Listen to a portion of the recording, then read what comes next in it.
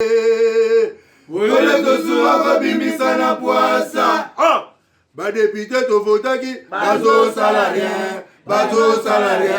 Tokende na funa bazo salarien. Bazo salarien. Komo tolega na mwamba bazo salarien. Bazo salarien. Tokende lukunga bazo salarien. Bazo salarien. Na boko kunda bibembe bazo salarien. Bazo salarien. Ato tonga na changu bazo salarien. Bazo salarien. Bazo salarien. Bazo salarien. Alakola ni molili. Bazo salarien. Bazo salarien. Ekulu ne paye. Bazo salarien. Bazo salarien. Kala balenga ni ba mama. Bazo salarien. Bazo salarien. Ekola ni wapi. Bazo salarien. Bazo salarien. Merci et surtout ba Rwandais. Ba Rwandais na bande on bisa bande mulengi. To balanda biso, te pesi mino mboki. Ça c'est pour me provoquer. Te condamner prochainement. Non non. Oui. Nabi ba Rwandais. Je suis nationaliste. Et on a maquillé les autres. Maquillé gangi. Kabunda ko gérer communauté. Pas nous quitter na niveau d'études na union ça salaka. Quel niveau d'études? Kabunda quel niveau d'études? Ah non, tu m'as déçu. Kabunda quel niveau d'études? Oko kitsa Kabunda tina niveau wana. Merci Nandimi. Oko kitsa tina niveau wana. Na plateau longa. Merci Paul Toussoua. Merci. Non. Son na sali mabé. Son na sali mabé limite. C'est Kabunda. Non, c'est Kabunda pardon. Na lobi avant na senge bolimbisi comme yo kanti na sali mabé, yo bisa exécuter. Et puis ce qui me fait très mal, je te dis Paul Toussoua, ezali ke na mboka oyo sous Kabila ba nzembo ebima na mboka oyo. Lokola nzembo nini? Mokonzeza motema mbebe. Oyo kanze mona te. Mokonzeza musicien te za ba non, s'il vous plaît. C'est un artiste, yo boye. Nzembo mona et ça la carton, mokonzeza motema mbebe. Mokonzeza motema mbebe. Et ça la carton. L'artiste était inspiré à Saline de Mona. Est-ce que bakanga Yami Balé. Alèche Biloko Abobozo Monate. Aïmanze, une très belle chanson. Oui, c'est pour ça qu'il y a une fête partout. La politique peut pas jouer. Non, dans lobby. Est-ce que la manzembo ne fait que 2 ans? Est-ce que Baton Makanga? Est-ce que Batanga est comme moi? De la même manière, Tchalamon n'a pas cité les noms d'une personne. Que Makamou, entre guillemets, Mazoko reposait que Joseph Kabila Salaka, Yango et Yazosal. Pour la ça va tourner que Joseph Kabila n'était pas en même temps chef de l'État, en même temps policier. N'avait pas eu solo moussou soir. Tant que Joseph Kabila avait président, rapidement, Bakapanga la basali marche, Batwa Koufi, Auto Nekonango Koufa rappelle à son âme. Moi Nanga Olemba, comment il s'appelle encore? Oh non, c'est Kabila qui l'a tué. Rossi Moukine. Oh Kabila Moutaboumi. Mais aujourd'hui je me demande, bon ça va marcher. Est-ce qu'on veut dire que petit jeune et kabiliste, gaz, n'a pas balle réelle là on a l'aimé. Et ça ne passe. Non. Bissot tout ça qui n'a logique la mission ça la marche. On nous a empêchés. Est-ce que Kabila Moutatina, est-ce que Félix Antoine Tshisekedi Moutatina qui va gazer Batouan? Parce que hier, l'UDPS a tué des policiers. Félix Antoine Tshilombo, chef de l'État, était en fonction. l'UDPS a tué à Bomi ba policier. Mais n'a pas ça souka, ba bomba policier. Ba l'UDPS au monde a kangi policier. Les militants de l'UDPS ont tué des policiers. Ba vidéo est allée. Mais si les lots, les autorités allaient s'incliner à la position. Non, les membres du PPRD n'ont jamais tué de policiers dans ces pays. Merci beaucoup. Non, et c'est votre humble serviteur te soit Paul n'a pas suivi Nomboti. Bande Cognon Bozola Nabiso. Na ba chaîne partenaire na Kinshasa to pesi nombote to soit Paul Ayambi Serge Tchibin tout sur la marma ville à Kinshasa lelo politique c'est bien bon, critiquer président Félix c'est bien bon, critiquer Taliban c'est bien bon, lelo makama Kinshasa. Serge Tchibin, bonjour. Bonjour mon amour. Qui mes allés par la grâce de Dieu. Que si ba union soit attend pour la biso ba o ba partager rapide ba vie na biso na ba op bazali une opinion mo na biso te mbote. Nous sommes tous congolais malgré nos divergences d'opinion, mais ce qui nous unit c'est le Congo, et la passion du Congo. Merci. Phénomène Kuluna tout le monde qui gouverne la ville dernièrement azala kitang baza ko présenter bango awana Gombe bakendaki déjà premier lot ekenda sur 800 bamusu baye ko bakisama mais kota la pinel ikanisona quand même zeli kanisoma ko ya ko féliciter Pierre Robetela maboko parce que lelo na Kinshasa kulune diminuer. Merci Paul Toussoua. C'est aussi une occasion pour moi de féliciter le gouverneur de la ville, Gentili Ngobila, parce que il avait dit et il est en train de faire ce qu'il avait promis aux Kinois.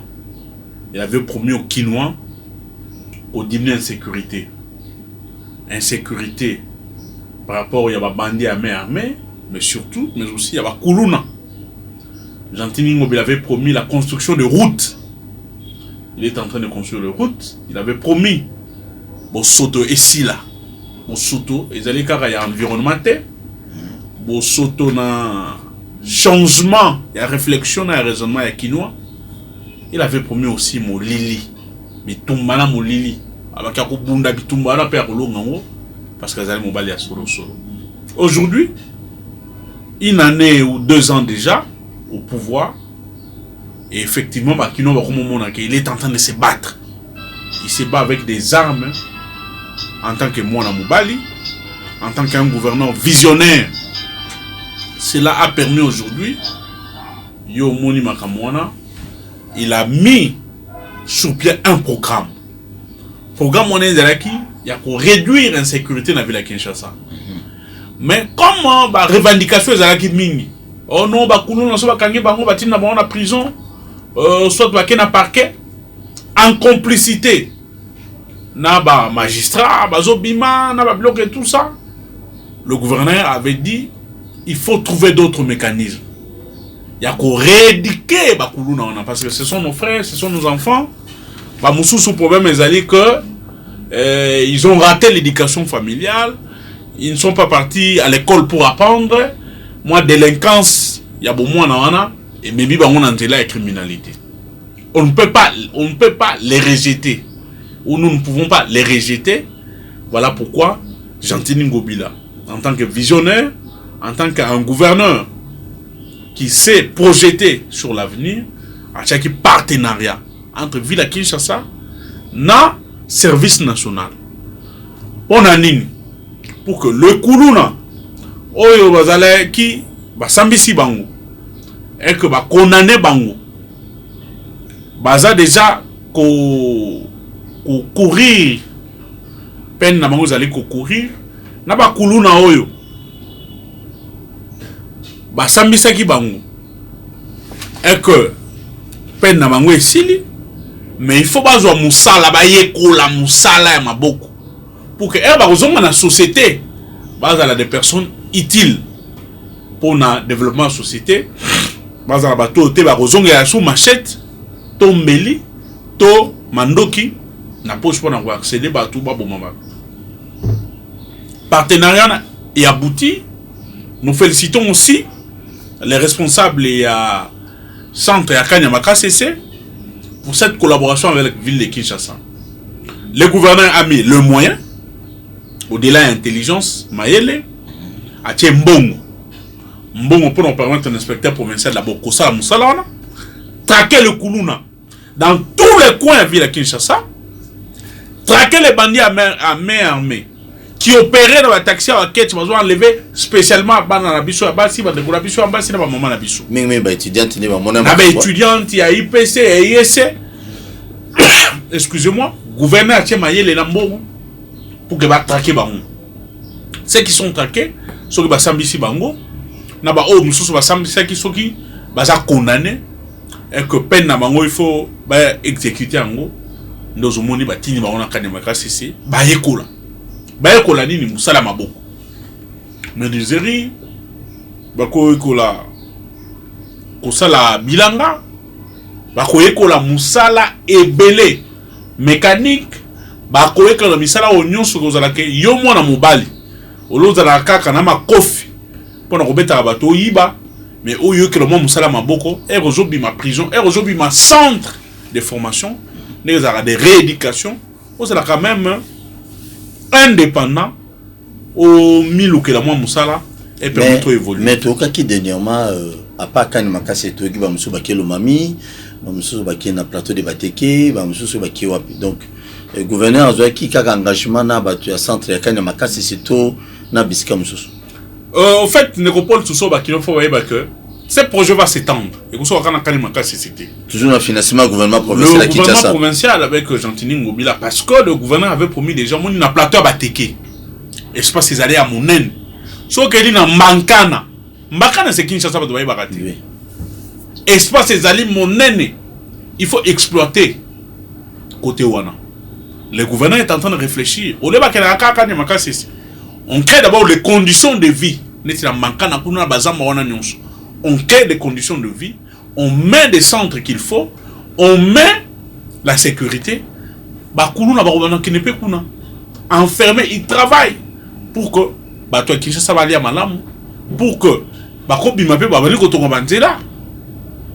que ça s'appelle cantonnage manuel. Bazo aider que ville qui ne liboso. Bako contribuer pe l'assainissement ville na programme qui se soit au pet. Nous avons montré la construction de centre wana mais aussi na même logique que ba élargir. Ba gouvernement peut ba moniquer ba koki ko zo mécanicien wana ezali sous-monter. Bako copier en mais kuluna mi ezaka na Kinshasa. Non, t'en fais pas. Criminalité. Le terme kuluna c'est lié à Kinshasa. Mais la criminalité urbaine... Ils allient partout. Ils allient partout dans la ville Nyons. Très bien.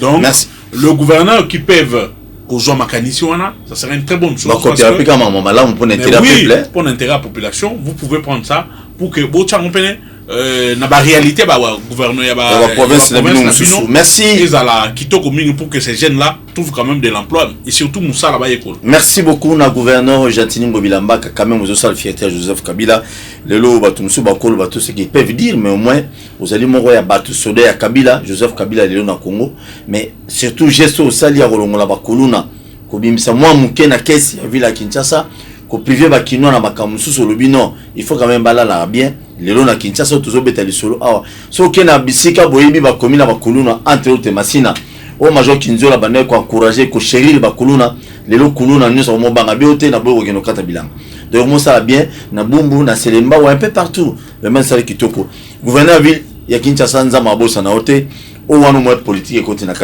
quantité éclairage public to moni na boulevard du 30 juin to moni na boulevard Lumumba to moni côté il y a aéroport qu'on a un peu partout hein tout le monde voit lumière comme on na bactère principal ils allaient bosomi ba pour la ville hôtel de ville bosomi ba pour la sikatonde non problème ils allaient que les gens pensaient que tout ce que Gentini Ngobila fait ils allaient na lo lenge moko ya komeka alors que na bisaka ba batanga nkasa to programme ya Gentini Ngobila. La construction peut-être que une émission prochaine ils ont ça les type cas ils ont ça na matadi kibala ils allaient toujours dans le cadre de crise ça bopeto ils allaient programme complet ils ont aspect nyonso si quand on a aspect ya mwinda lotilique gouverneur le baki Kinshasa za na molili makasi alors à koka kotika ba kino na kata molilité parce que molili ils allaient peut facteur ils ont favorisé insécurité na criminalité. C'est-à-dire, il faut mwinda et quand on a balabala minene, autobengi, ba tronçon, to ba boulevard. Mais aussi mwinda ko sokola ba boulevard te, il faut quand on a quartier parce qu'il y a des quartiers où ils allaient urbaniser. Ba commune ils allaient urbaniser. Oyo mwinda ba tia na kati ya ba balabala et couper ça lumière na ba venu nyonso autour ba quartier wana. Il y a un moment qui est gouverneur à Talaki, projet est déjà conclu. Lelo, ils ont une phase d'exécution. Au moment où ils ont dit que tout n'a qui mi tout n'est bel est-ce que moi n'a boulevard du 30 juillet. Non, boulevard du 30 juillet est sili. Donc comme il au Mwinda et côté déjà Sendwe et côté Lumumba et côté boulevard Triomphal. Mais quand la mine était ils ont compté à venir Kassavubu et ont compté à 24 novembre.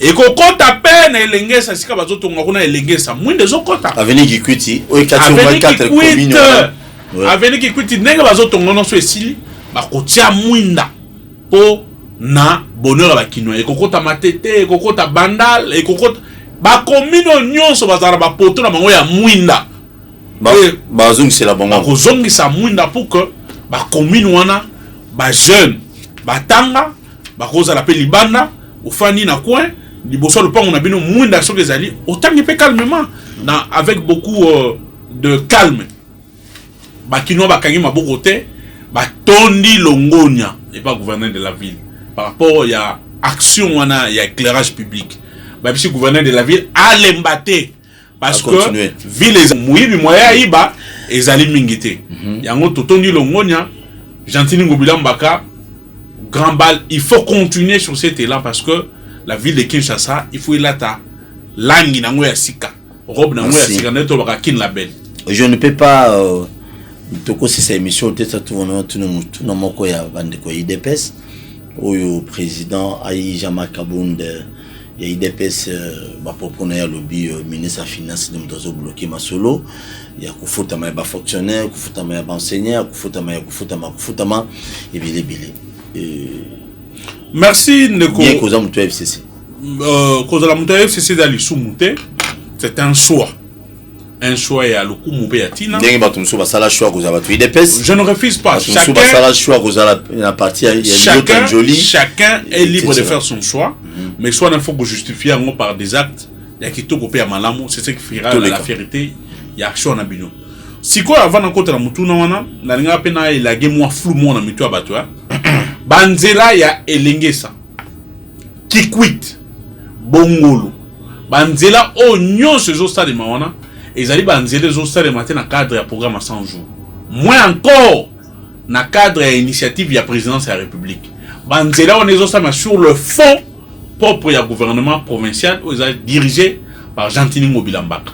Wana c'est une précision parce que bakino babenga ke belé na chaîne na yo ba bengi pe ba chaîne mususu de la place ba bengi biso pe moko biso en tant que ba lobeli ya bakinois.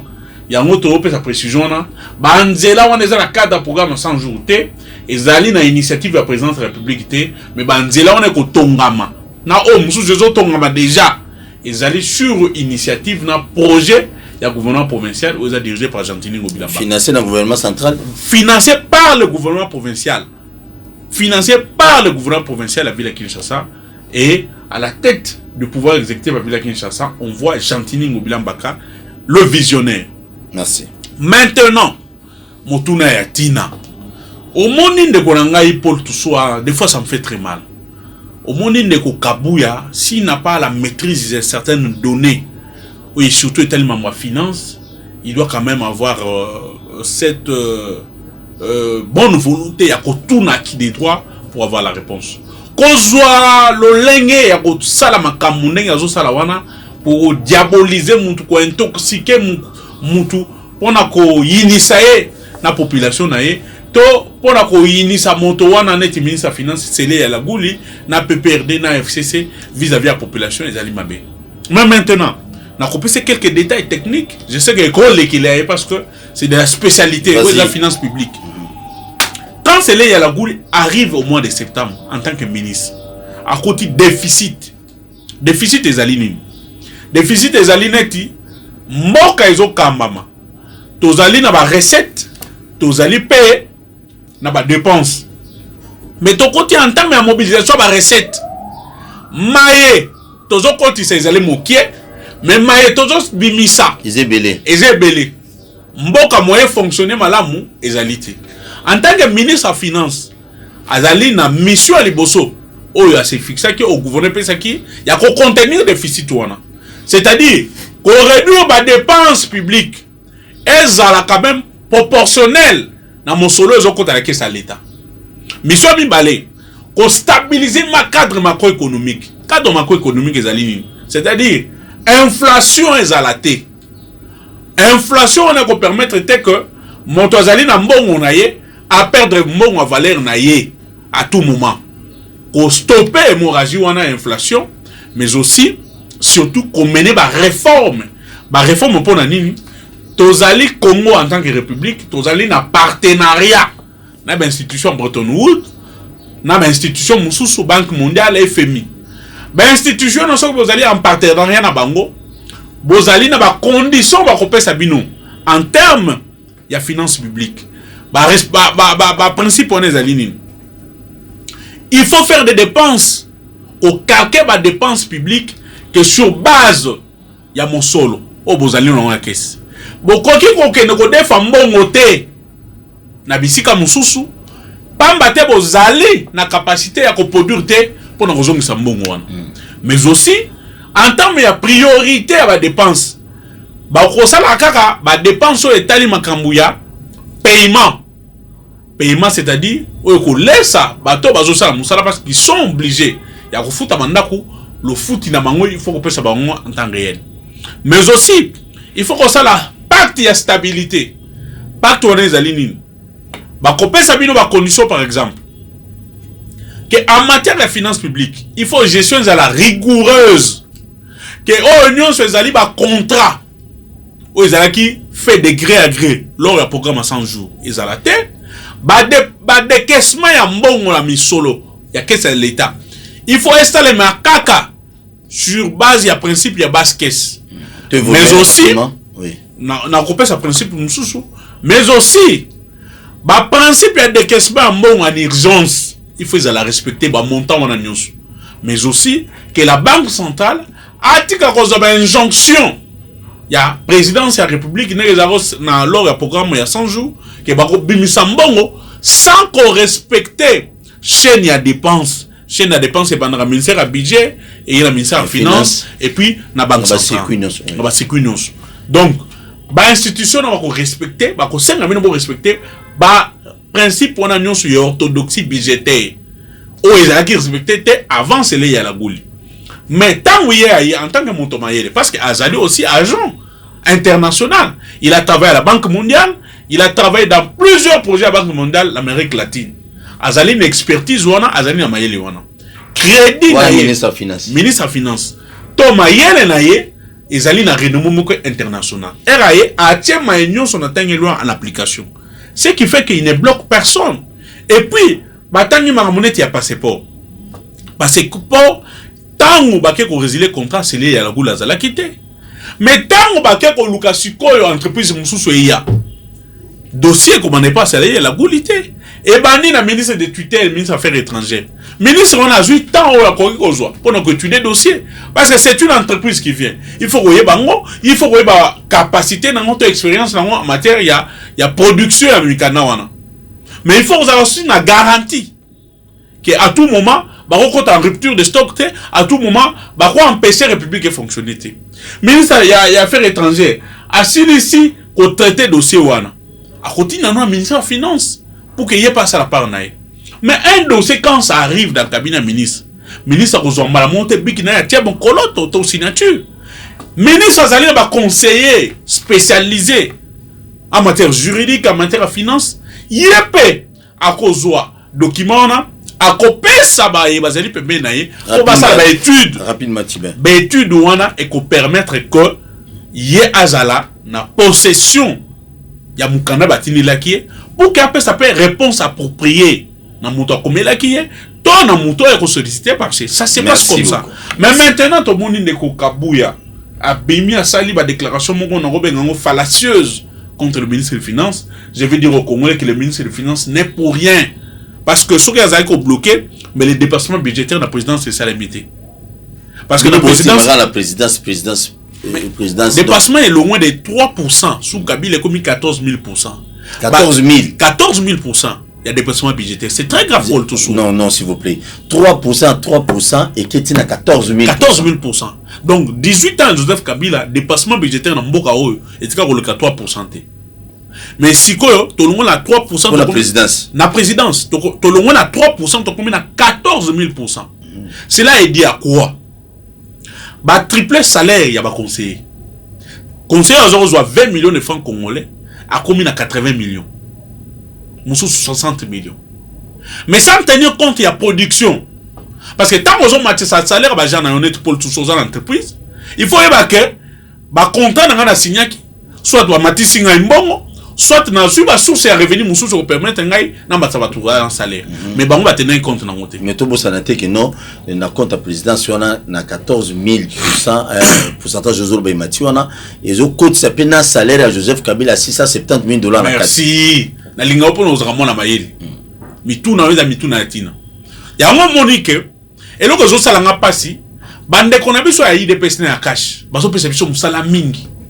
tozana mission d'abord Moussala ya on a expliqué Moussala mingi pona nini toujours attend ya ko réfléchir pour trouver la solution à problème en population mais bazo bakisa biso sous charge ya ko tangisa bango notion en finance publique c'est là la gouli attangisa déjà Vital Kamerhe concernant la passation des marchés de gré à gré concernant la décaissement en bon ah sous Kabund na Bilomba conseiller chef de l'état ba ya conseiller na sous c'est là ya gouli attangisa bango attangisi bango pe le sous avec si bango boy ligne budgétaire ils ont prévu pour l'ancien chef de l'État, prévu pour l'ancien premier ministre, n'a pas corps constitué, c'est des présidents cours constitutionnels, n'a pas corps wana mususu. Ezali affecté dans la présidence de la République. Ligne budgétaire ils allent dans ministère ya budget.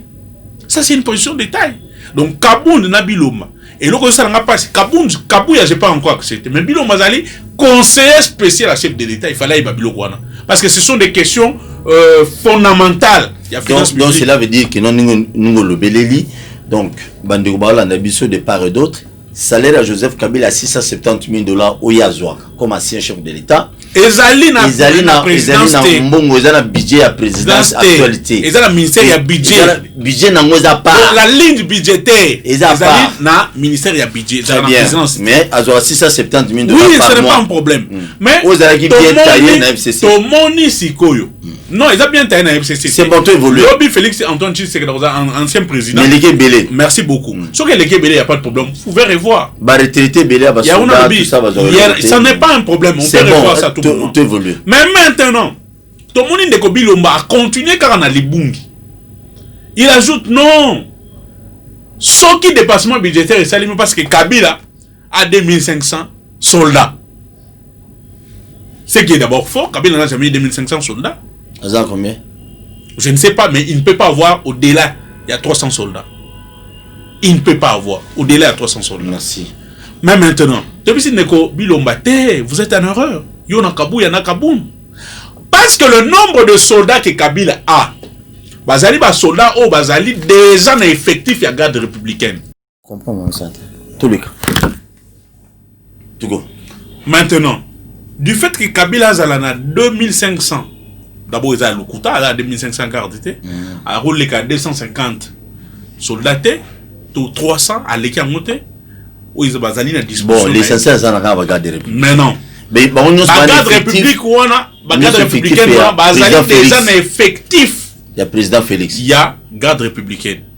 Oyo, il y a président Félix Lelo. Oye Zalaki Kabila Lobby. Donc, Babaki Samité. Mon solo na bango ezali budgétisé déjà. Comme ba soldat de la République ba fouta bango. Merci beaucoup. Mon solo wana et koko ça le dépassement budgétaire. Merci pour l'éclaircissement. Mais dépassement budgétaire ya makasi ezali wapi? Ba triplé salaire ba conseiller. Je t'avais dit x3 x4. Ok, Joseph Kabila 670 000. S'il vous plaît. Ça la binopacité. Paul Toussoua. Mais non. Ça c'est de la matière. Si tu veux compléter, tu vas compléter après. Ok, ok. Bah tripler salaire x3 x4 sans tenir compte de la production. Bah créer au moins bah agence 5 ou 6 dans la présidence. Aux alliés dans la même attribution dans le ministère. Merci. Et puis, et là, il y a Moutouya. Kabila avait tout au plus 250 personnes comme membres, conseillers, personnels dans la présidence. Le nouveau chef de l'État, Bazali a 1150 agents et personnels à la présidence. Dans 1150 ouana, 100 personnes Bazali n'a rang conseiller dans la présidence de la République. 100. 450 personnes Bazali n'a rang, il y a vice-ministre dans la présidence de la République. Et maintenant, Batouana Nyon sur Bafoutamar. Na ba rang. Na ba avantage Bazali nango. Merci. Et puis, et là quoi souka pena oye sali passi chef de l'État sali 70 voyages. 70 voyages. Apporter le côté d'après bino. Apporter à ta différente. Et puis 70 voyages ba biso nous allons aussi là ba oye la biso biloko ba investisseur ba oya. Mais loko a mawana passi pour tout ça.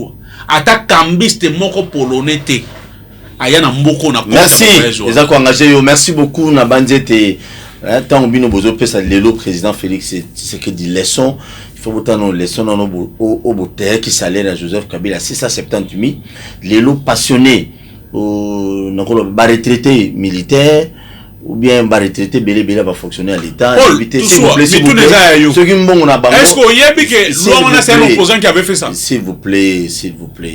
Non, on a mieux. Merci. Mais tu éviter ceux qui vont fonctionner à l'état ou qui sont en retraite, va toucher à combien? Mais ancien chef de l'état Simba a touché 670 000 $, par mois. Et ce beau calculer pendant une année, et c'est de combien? C'est de 8 millions et quelques millions de $. Et puis bon, on a des choses à m'embêter dans le et que pour l'individu. Merci beaucoup. Tchala Mwana, Lelo Oyo, FCC va s'épéler, va salir maman na bonne année parce qu'il est libéré. Yemei, à ce qu'il va libérer, va bimisi Tchala Mwana Lelo Nanel. Parce que Yemei a bengi. Et ça, le binon dans une dingue.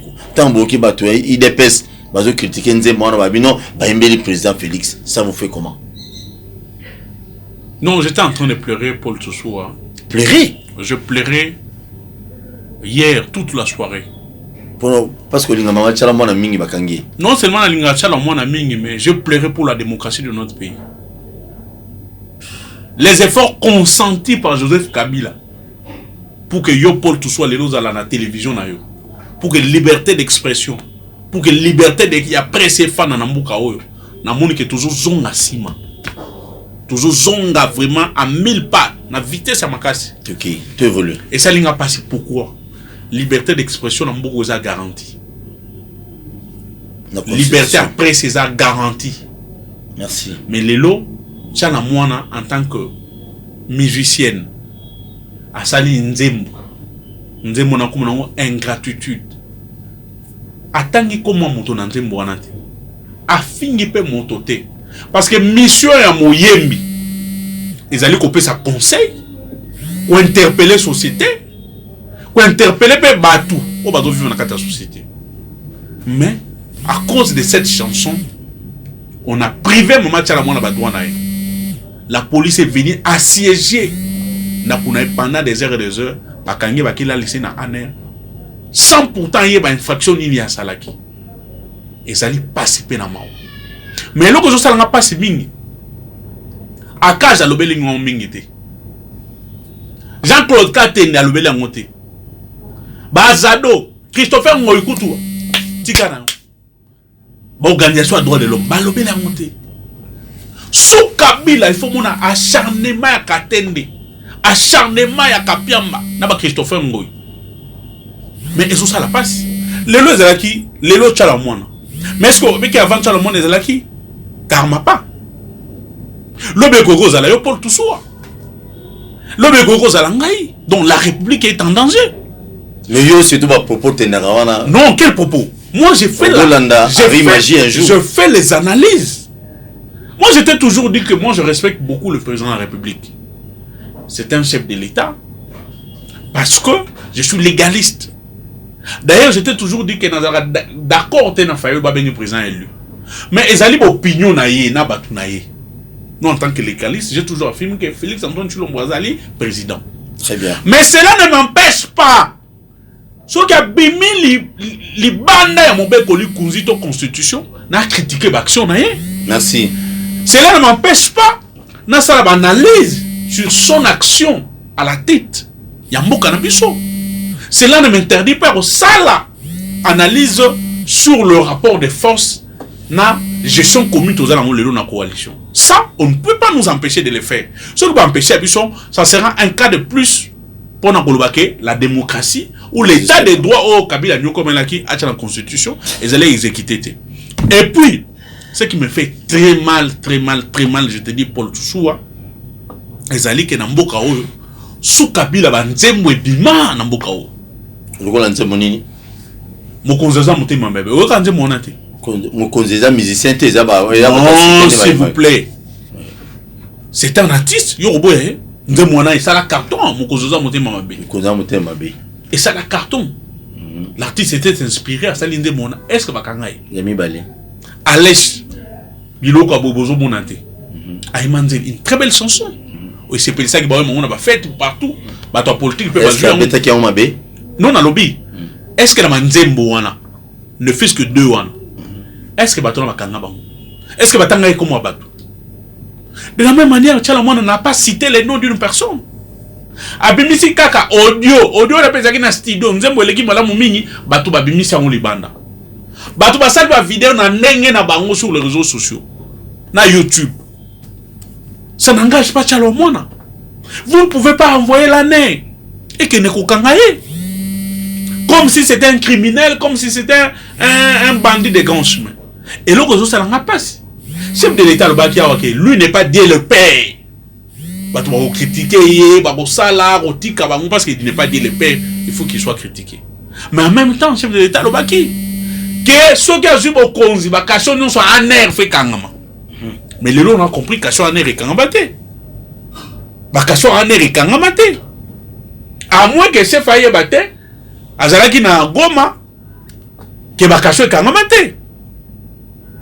Mais ils ont comme ça, tu vas comprendre les gens qui Bakasho et kangambate. Et que Makamu entre guillemets, Bazoko reposé que Joseph Kabila Salaka, Yango Yazosal. Pour la ça va tourner que Joseph Kabila n'était pas en même temps chef de l'État, en même temps policier. N'avait pas eu solo moussou soir. Tant que Joseph Kabila avait président, rapidement, Bakapanga la basali marche, Batwa Koufi, Auto Negonangwa Koufa rappelle à son âme. Bon, Nayanga Baoulemba, comment il s'appelle encore? Oh non, c'est Kabila qui l'a tué. Rossi Moukine. Oh, Kabila Moutaboumi. Mais aujourd'hui, je me demande, ça va marcher. Est-ce qu'on veut dire que Betty va gêner à Kabiliste? Bah, gaz. N'a pas balle réelle là, on a l'imba. Et ça élimine pas. Non. Bissot, tout ça qui n'a. Logique, la mission, ça la marche. On nous a empêchés. Est-ce que Kabila Moutatina, est-ce que Félix Antoine Tshisekedi de Moutatina qui va gazer Batouana? Parce que hier c'était Kabila. Aujourd'hui, surtout Félix Moutatina. Merci. Et puis, ce qui est plus grave. Quand les gens marchaient hier, Koufi, non, Yahi, et tout ça, Baboumi policier, Kabila Moutaboumi bon. Mais les deux ça marchait ici. Koufa. Donc ils ont dit Félix Antoine Tshilombo Tshisekedi Datina qui va tourner pour mon bateau. Merci. Merci beaucoup, Ndeko Chibin. Plus grave, l'UDPS a tué des policiers. Félix Antoine Tshilombo, chef de l'État, était en fonction. IDPS a tué à Bomi ba policier. Mais non, ça souka, Babouma ba policier. Bah IDPS au Moni a Kangi policier. Les militants de l'UDPS ont tué des policiers. Ba vidéo est ali. Mais si tout le monde les autorités allaient s'incliner maintenant à la police. Non, les membres du PPRD n'ont jamais tué de policiers dans ces pays. Merci beaucoup. Non, et celle qui est Kanda. État de droit toqué là qui toque la constitution et comme Joseph Kabila. Joseph Kabila, Izalaki. Ndeko Serge. État de droit bani ne pas nan. Oyebi ngana lingotika auto me mbato na lokuta te. Na moment na bino on a vu les solo à ner. On a arrêté les gens comme il faut ici. Lelo oyo ba kashozo lo bawana ndenge ner akalizala ki na siko changement ezali je crois. Merci. Changement za makasi. Mitune za rayo bien meza ngai. Ouais. Na repeso malobaka na tununga mutuna moko. Pardon pesa ngai minute. Pendant Kabila musicien ni makangaki. Kwa minzemu. Merci beaucoup. Merci beaucoup. Réponse. Merci beaucoup. Tu as commis émission et Sili. Mais ce qu'il faut dire, là, je partage même avis avec Mike Mukeba. Mike Mukeba n'a pas de Mike Mukeba lobby. Il n'est pas d'accord. Président Félix a besoin de nous battre pour finir. Oui, ils ont l'habitude à Kabila. S'il vous plaît. Et quand cause à la habitude de Joseph Kabila à l'époque, batunaye, no c'est pelato, celui mutaleki a fini Kabila bakangi na butu ba tchena ner ba tchema tcheboy. Mais non avec le président Félix. Le président Félix, il n'a pas cette idée. Yo bano kanga batu. Ba ko yemba nzembo wana ti e ko sila e ko changer peloti. Quand même, on doit respecter quand même le chef de l'État. Il faut respecter même Joseph Kabila. Après tout, il a géré ce pays pendant 18 ans. Expérience maximum du... Et puis maximum du respect pour le président Félix. Kabila a fait son temps. Le président Félix a fait un mandat il y a 5 ans, il a doublé en haut. Il a constitué 5 ans et un problème. Mais il faut te respecter Bango.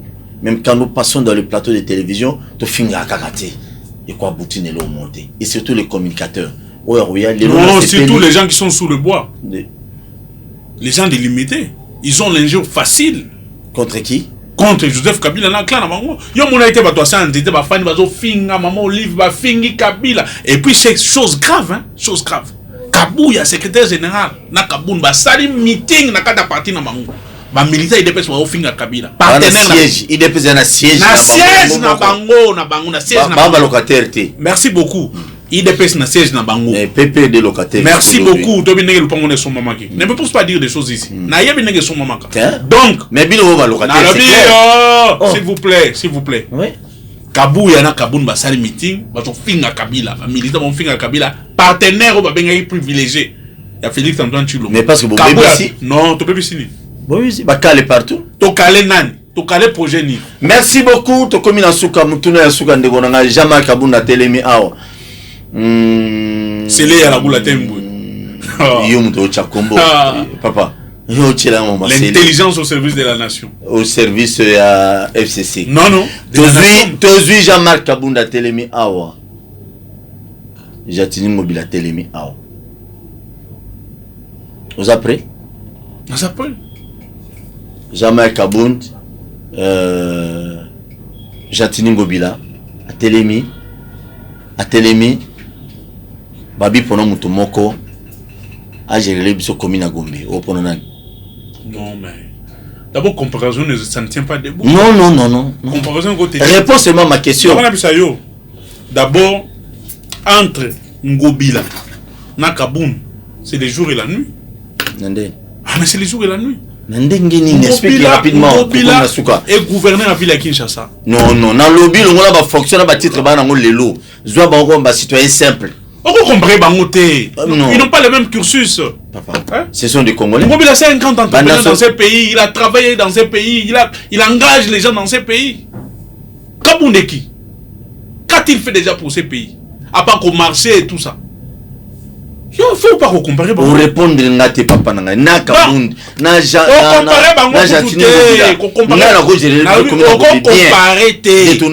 te dis que comparaison de côté de Manté, on compare Kabound na Ngobila jamais. Réponds à la question alors. Je te dis que on compare Bangoté. Donc c'est d'après eux c'est jamais Kabound nous doit gérer comme non, ça n'engage que toi. Ça n'engage que toi. Est-ce que Kabound peut gérer une commune? Qui? Kaboun peut gérer une commune. Gérer partir mon nene. Non. De quelle manière? Quand on gérer les mois, les hommes habillés. Merci beaucoup. Et on va se gérer commune à Gombe, on va gérer parti na yon. Hein? À gérer commune à Gombe. Parti Gombe différent. Eh, ça c'est deux institutions étatiques. Comme ça va mentir. Les partis gérés sous le bois. Réponse nayo ezanine. Je te dis que merci beaucoup. Kaboun ne peut pas gérer même une commune. Merci. À quoi gérer ta communauté? Olobini? Kaboun doit gérer communauté. Pas nous quitter le niveau. Niveau d'études, nous ça là. Kaboun à quel niveau d'études? Ah non, tu m'as déçu. Kaboun à quel niveau d'études? Oko quitter Kaboun de le niveau anati. Merci Nandemi. Oko quitter le niveau anati. Na plateau là. Merci Paul Toussoua. Merci. Non. Son kana sali mabe. Son na sali mabe limite. C'est un Kaboun. Non, c'est un Kaboun pardon. Na lobi avant na senga bolim monsieur. Comme yo kanti na sali mabe, yo bisanga Kaboun à quel niveau d'études? Tinga ko tu na mutunate papa. Merci beaucoup. Non, mon ami. Merci beaucoup. C'est un Kaboun Bolimi. Na fingete. Théo, yo lobige donc hier koki te. Kaboun a koki ko gérer commune T. Attends, commune parce que non, la manière dont il gère l'UDPS dans la rue. Donc à gérer non. Attends, commune à cause gérer commune T peut-être attends quartier à gérer dans quartier. Aye colonna ba ABC à gestion. Ne ba gérer l'administration. Communauté. Bandela non bien. Donc à gérer à banana gérer quartier. Sauf l'administration, Paul Toussoua, même ailleurs, sauf l'administration, pour que l'administration n'a pas comment les choses se passent, il faut dans la quartier dans la commune. Merci beaucoup, Jean-Marc Kaboun Balobi. Ville et tout ça. Merci, Jean-Marc Kaboun Balobi, il faut nous gérer. Parce que les gens ministre à gérer ta boutique, à gérer ta quartier. Et bon, vice-ministre, il va papier pour nous banane, nous sommes bon gérer. Merci beaucoup. L'année prochaine, vous s'abonner massivement à la chaîne. Pour moi gérer. Papier pour gérer quoi? Oui. Il a été conseiller plusieurs fois dans le cabinet ministériel. Il a été dans des entreprises. Pour ça, il va mentir. Ah, mais oui. Donc, Jean-Marc Kaboun au Tine dans le quartier. Jean-Marc Kaboun a géré Wapi. Merci. Merci. L'année prochainement. Personne n'a Jean-Marc Kaboun mbote bon. Jean-Marc Kaboun mbote na yangwana. Nous sommes. Futur chef du quartier. Non, futur chef de quartier, peut-être Angélé ou bien je ne sais pas Kingaboua et tout ça, n'habité. Mais nous sommes adversaires politiques. Mes opinions, n'habite qu'à accepter à moi aussi, je suis libre de ne pas accepter tes opinions, mais nous sommes Congolais. Mais ce qui est sûr et certain, vous devez commencer à prendre la gestion et l'administration par les quartiers. Merci beaucoup. Te koutani prochainement pour s'abonner massivement. Merci d'abonder. On a vu sur notre Cap Town au Balanato, soit Paul, la Congo, Brazzaville, Belgique, France, Allemagne, Chili, États-Unis d'Amérique, Kinshasa, Angola, partout. Bon dia. Merci mille. Et surtout Rwandais. Rwandais na bande on a vu ça Banyamulengi. Balanda biso, te pesi mino mbote. Ça c'est pour me provoquer. Te koutani prochainement. Non non. Oui. Nabi Parce que moi je suis nationaliste. Et on a maquillé les autres. Bande on a vu ça Banyamulengi. Mais bande on a vu ça Banyamulengi. Moi je suis nationaliste. Pour la cause du Congo. Pour la cause du Congo, je suis prêt à donner ma vie. Merci beaucoup. Oh, le Lumumba malheureusement. Rosa Lumumba parce que Lumumba musée Lumumba est bon, biso les petits Lumumba, biso ba petit musée biso. Papa binoté. Merci. Merci beaucoup. Tokutani bino ba gérer biloko à l'état, bo gérer ngo kitoko. J'attends ngo bilan une fois de plus. Coup de chapeau, félicitations parce que ozo sala. Pour na ba kinois, o boyango ane na droit boya. Non, ba pauvre ezali. O boyango tenga mna loba ko cha mo na pipité. Pour yo Dieu c'est ce maloba. Merci. Donc, o boyango boyana yo. Mais ozo sala déjà. Nano kokisi 3 ans té. Ozo sala qui cuit on a ça fait des années. J'attends le billet. Elle est plus de 45 à 60 ans. Sali déjà qui cuit à Pamba, il est sur 4 communes. Vraiment et ça elenge sa banda Congo za indépendance. Elenge ça.